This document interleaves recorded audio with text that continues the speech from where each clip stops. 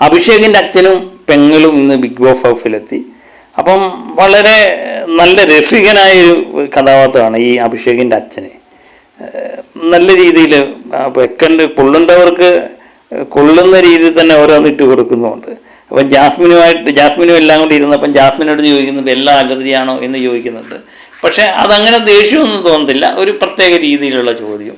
അതുപോലെ നോറ ഇങ്ങനെ സംസാരിക്കുന്നതിൻ്റെ ഇടയിൽ തന്നെ എത്ര പ്രാവശ്യം കയ്യനങ്ങും അങ്ങനെയൊക്കെയുള്ള രീതിയിൽ പറയുന്നുണ്ട്.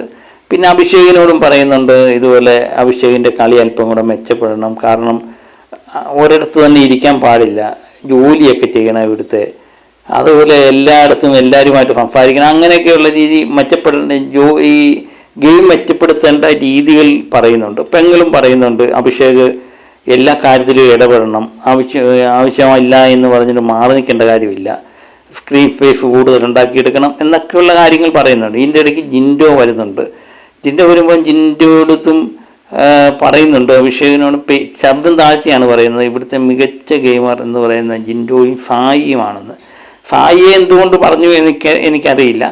ഒരുപക്ഷെ അദ്ദേഹത്തിൻ്റെ കാഴ്ചപ്പാടി സായിയും മികച്ച ഗെയിമറായിരിക്കും അല്ലേ, അതുതന്നെയായിരിക്കും കാരണം. ഏതായാലും അവിടുത്തെ വരുന്ന മത്സരാർത്ഥികൾക്കെല്ലാം പറയാൻ ഒരു കാര്യമേ ഉള്ളൂ, ജിൻഡോ മികച്ച ഗെയിമർ തന്നെയാണ് എന്നുള്ളത്. അത് ഇവിടെ വന്ന് വീട്ടുകാരെല്ലാം ഒരേ സ്വരത്തിൽ പറയുന്നു.